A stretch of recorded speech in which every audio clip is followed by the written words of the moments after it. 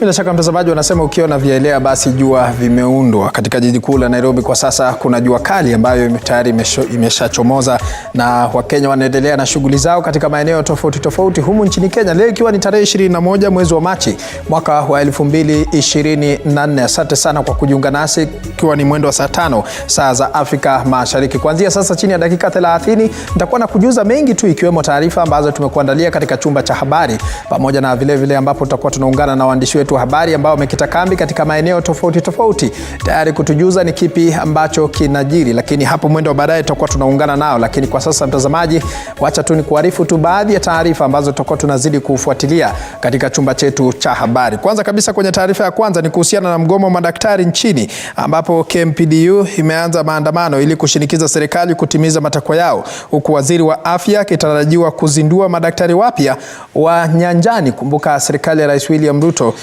kupitia serikali ya Kenya Kwanza imekuwa na nia ya kuajiri madaktari zaidi wa nyanjani katika kusaidia kupiga jeki sekta ya afya. Mbali na taarifa hiyo, taarifa nyingine ni kuhusiana na Rais William Ruto, ambapo atakuwa anazindua mpango ambayo ni mkakati wa serikali unaonuia kuangazia mikakati ambayo serikali itachukua ili kufufua uchumi wa taifa. Kumbuka hivi majuzi dola imeonekana kushuka. Ni moja wapo ya taarifa ambayo itakuwa tunazidi kufuatilia kwa kina zaidi. Mbali na taarifa hiyo, taarifa nyingine ni kuhusiana na kinara wa chama cha Wiper Kalonzo Musyoka, ambapo siku ya leo yuko katika kaunti ya Kisii kwa ziara ya kukutana na wafuasi wake katika maeneo hayo. Ni taarifa ambayo tutakuwa tunazidi kutupia jicho tujue ni kipi ambacho kitakuwa kinajitokeza kufikia mwendo wa jioni. Taarifa nyingine ni kuhusiana na kesi ya kupinga uundaji wa bima mpya ya afya maarufu kama SHIF, ambapo itakuwa inaendelea mahakamani siku ya leo. Kumbuka Rais William Ruto amekuwa akishutumu vikali wale watu ambao wanahusika katika kupinga mikakati ya serikali katika kuhakikisha Wakenya wanapata afya bora. Mbali na taarifa hiyo, taarifa nyingine ambayo itakuwa tunatupia jicho ni kuhusiana na ambapo Kenya itakuwa inajiunga na ulimwengu ili kuadhimisha siku ya misitu, wito ukitolewa kwa Wakenya ili kupanda miti zaidi. Kumbuka serikali ya Rais William Ruto inakusudia kupanda zaidi ya miti bilioni 15 ifikapo mwaka wa 2030. Ni taarifa ambazo tutakuwa tunazidi kufuatilia kwa kina zaidi, lakini kwa sasa mtazamaji, wacha tupate methali.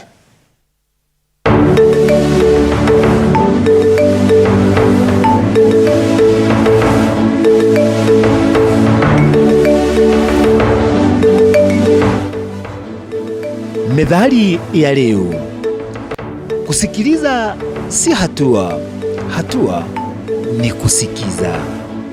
Sikiza ni kufuata ulichoambiwa, maana ya ndani. Cha msingi zaidi ya kusikiliza ni kuchukua hatua zaidi kuhusu uambiwalo. Methali hii huambiwa mtu anayekaidi jambo analoambiwa. Methali yenye maana sawa ni kusikiliza si hoja, hoja ni kusikia.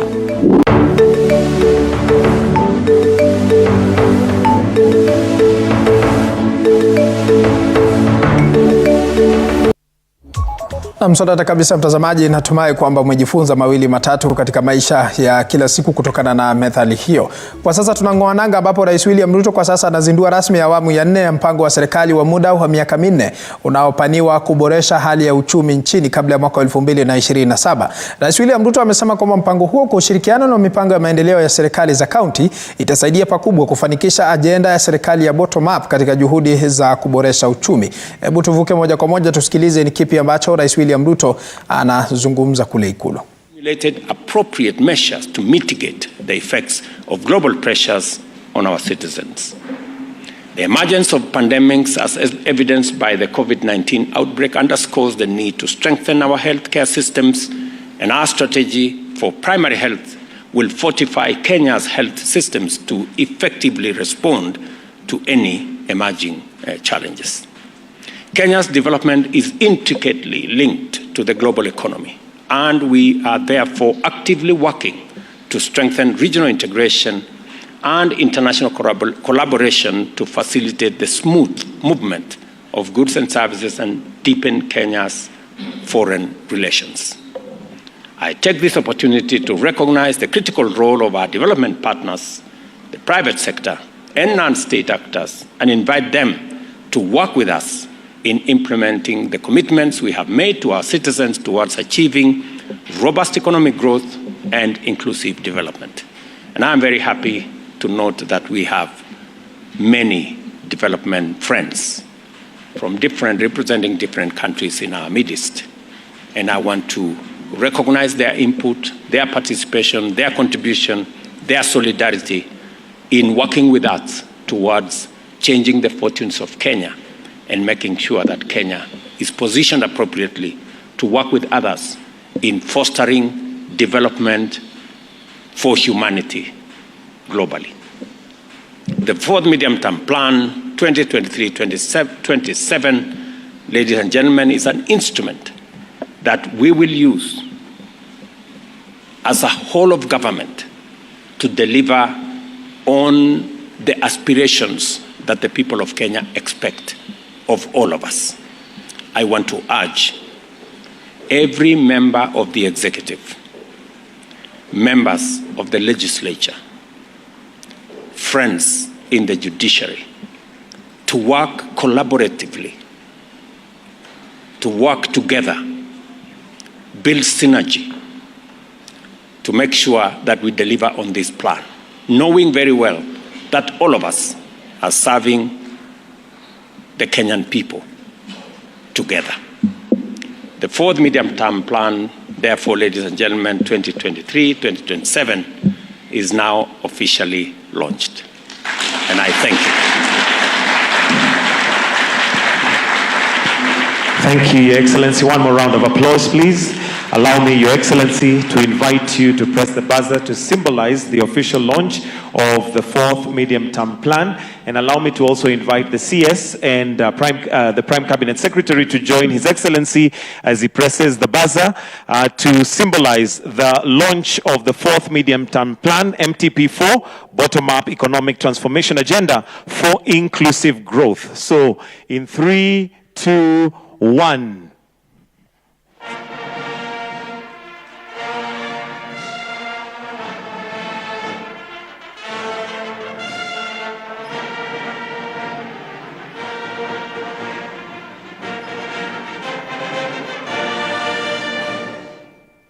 So what we have on the screen is the fourth medium-term plan, 2023-2027, bottom-up economic transformation agenda for inclusive growth. I'll also request that Your Excellency, you hand over a hard copy to the Prime Cabinet Secretary and to the CS, and also for a photo opportunity, which we can take here.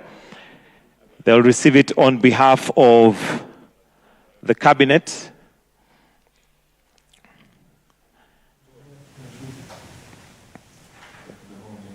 One being the plan. Bila shaka mtazamaji, ndio hafla ambayo inaendelea kwa sasa katika ikulu hapa jijini Nairobi. Ni taarifa ambayo tutakuwa tunazidi kufuatilia kwa kina zaidi, tujue ni kipi ambacho kitakuwa kinajitokeza. Mbali na taarifa hiyo, kwa sasa Waziri wa Usalama Profesa Kithure Kindiki amefika mbele ya kamati ya bunge ya kuangazia maombi ya Wakenya hii leo, akijibu maswali kuhusu ombi la baadhi ya Wakenya la kupigwa marufuku kwa mtandao wa TikTok. Waziri Kindiki amesema kuwa kwa sasa serikali imo mbioni kukusanya maoni ya wahusika wote, hasa wale ambao wataathirika na uamuzi huo. Hebu tusikilize. Including listening to the people who are likely to be affected by that action, giving them an opportunity to be heard. And it doesn't matter the merit of their case. Even if their case is weak, they must be allowed to present the weak case. And when I was in law school, we used to be taught by our teachers that the right to be heard is an undeniable right. Even if somebody has nothing to say, they must be given an opportunity to say the nothing before action is taken.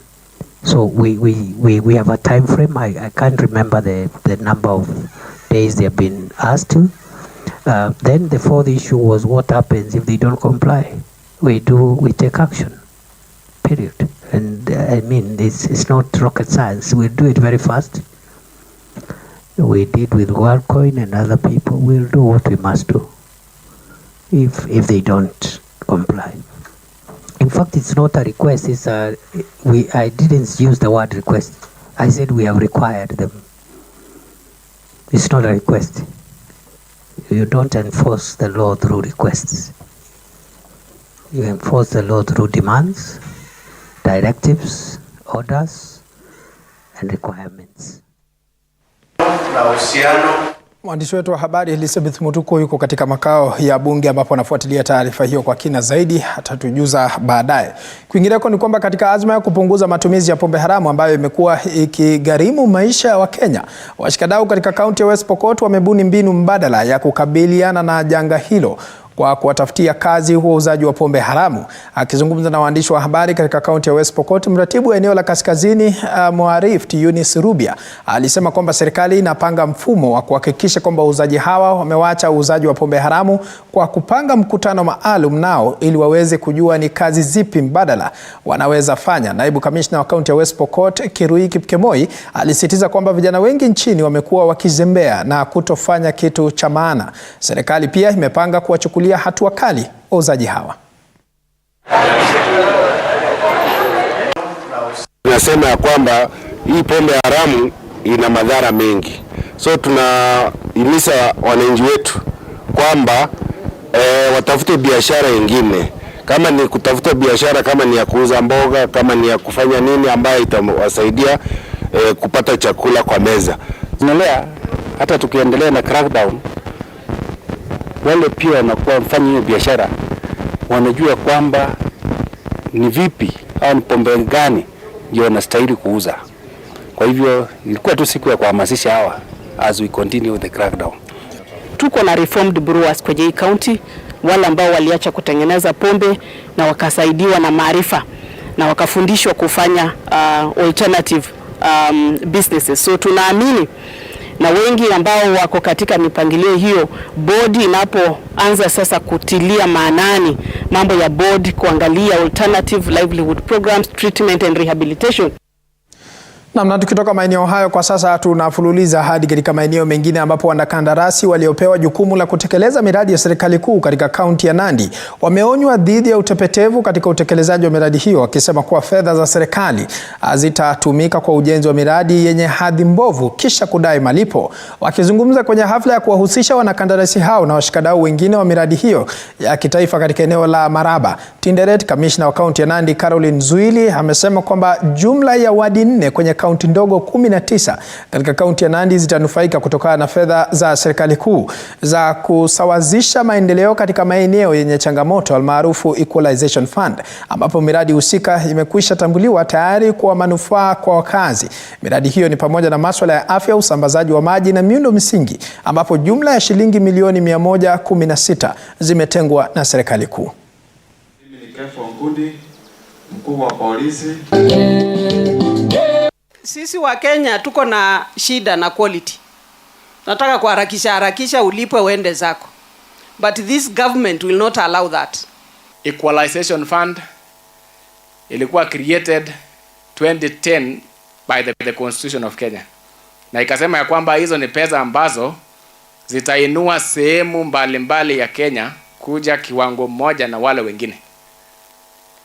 Ikasemekana ya kwamba 5%, 0.5% ya budget ya Kenya itatengwa kuwa pesa ambayo itainua uchumi ya sehemu ambazo siko chini ikilinganishwa na zingine. Our marginalized wards, our marginalized sub-locations wameweza kupata pesa. Sisi wa Kenya tuko na shida na Na tukitoka maeneo ya Nandi kwa sasa tunafululiza hadi huko Bomet, ambapo baadhi ya viongozi katika kaunti ya Bomet wameungana na kukemea vikali visa vya kuzua rabsha wakati wa mikutano ya kisiasa kama ambavyo imekuwa ikishuhudiwa katika kaunti hii. Wakiongozwa na mbunge wa Bomet Mashariki Richard Yegon, wamesema kuwa ni jambo la aibu kwa viongozi wengine kutumia vijana wasio na kazi ili kuharibu mikutano. Aliongezea kuwa tabia hii imesababisha kaunti ya Bomet kusalia nyuma na kuzuia maendeleo na kuwarai vijana kutotumika vibaya. Yanajiri huku msako dhidi ya walioshiriki kutoa fujo kwenye mkutano wa Rais William Ruto juma lililopita ukiendelea.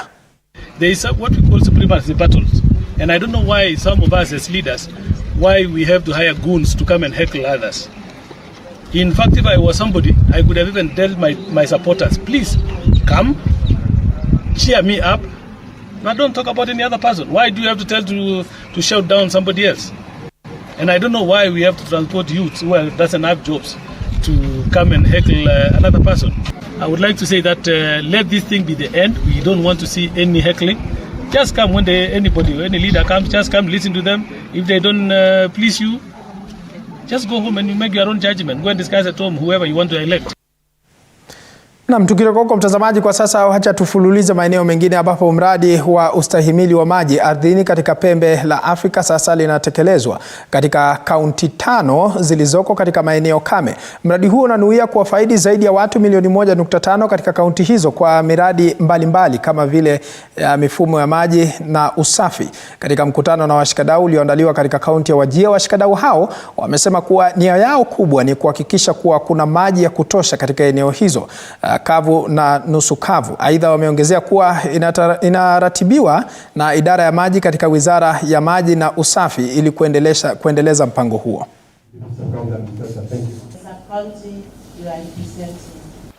The aim for today's workshop is to talk on the rural areas that will be implementing the aspects of this project that are concerned with conserving and protection of the groundwater, which is the main water resource that we find in the arid and semi-arid areas. Hapo kitambo kama ungetaka kuchimba kisima katika kaunti yetu, ulikuwa unaenda fiti chache sana unapata maji. Siku hizi inabidi uende fiti mingi sana na tunaona hatari. Kwa hivyo serikali pamoja na Benki la Dunia wameweka rasilimali kando ambao itahamasisha wananchi. Program will basically have to improve the harvesting of water, especially ground water, because the bowls that we have sometimes do not bear water because of lack of information or lack of aquifer information basically. Na tukitoka huko kwa sasa wacha tuelekee maeneo ya Kwale ambapo baraza la walemavu nchini katika kaunti ya Kwale kwa ushirikiano na shirika lisilokuwa la kiserikali la MWAP limeanzisha mpango wa kuwasajili wanafunzi walemavu katika shule za walemavu katika kaunti hiyo. Mpango huo uliotekelezwa katika shule ya Kwale School for the Mentally Challenged unalenga kuwajumuisha wanafunzi wenye mahitaji maalum kwenye mfumo mpya wa usajili. Hii ni baada ya kubainika kuwa wanafunzi wengi walio kwenye shule za walemavu hawajasajiliwa ili kupata vyeti vya kuwawezesha kufaidika na huduma za serikali. Usajili huo unalenga shule 16 za walemavu katika kaunti hiyo.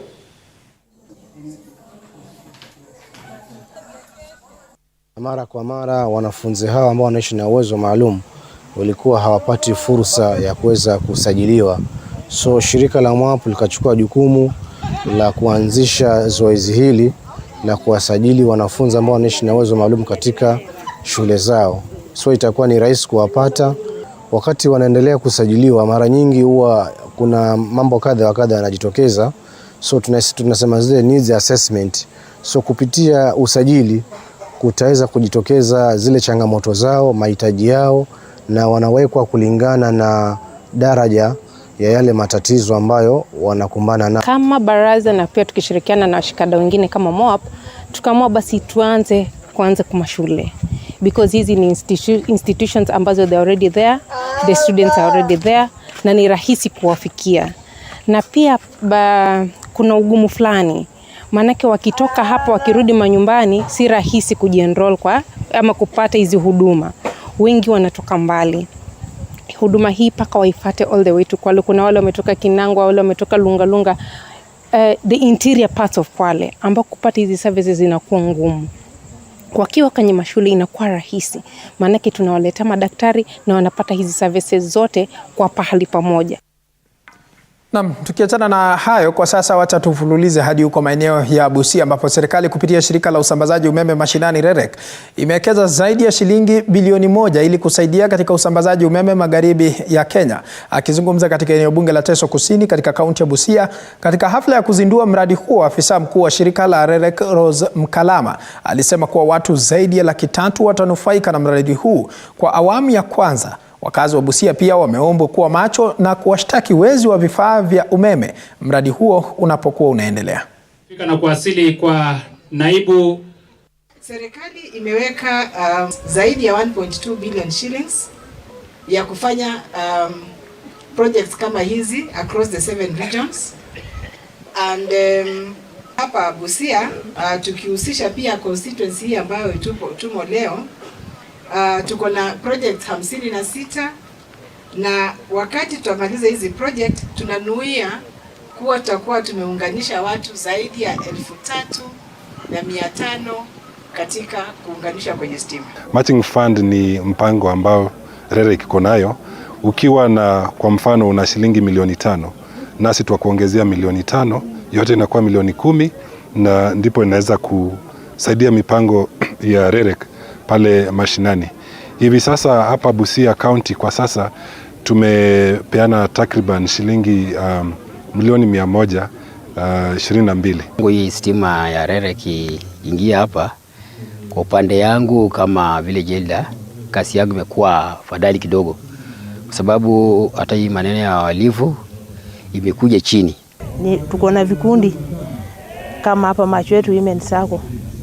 Tulikuwa na incubator but hatungeweza kuitumia juu hatukuwa na stima. So sasa hizi ni afueni, tena ni furaha kubwa. Hiyo kikundi kinaenda kuamka, tukitumia hiyo incubator yetu naenda kuzalisha vifaranga. Na tukiachana na taarifa hiyo, katika kuadhimisha siku ya afya ya kinywa duniani, Chuo Kikuu cha Mount Kenya kiliandaa hafla ya kuelimisha wanafunzi kuhusu umuhimu wa kutunza vinywa vyao. Ulimwengu unapoadhimisha siku ya afya kila mwaka mwezi wa Machi tarehe 20, kauli mbiu ya mwaka 2024 ikiwa kinywa cha furaha ni mwili wa furaha.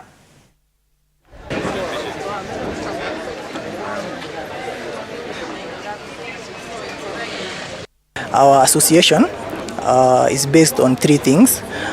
First, it's empowering students as Mount Kenya students, whereby we hold mentorship programs for students, and we also give opportunities to students to learn and practice in the field of dentistry. We try to participate so as to create awareness to the public, because many people do not know that they have bad teeth. Especially there are some people who will just stay that way. They will not even go to a dentist for a checkup. So it's our responsibility to bring them that awareness. Statistics are there, and then policy documents. Research has been done about the oral health disease burden in Kenya, so the statistics are there. You find that, as I had started by saying, we are a mid-level and we are community-based. Our services are promotive, preventive, and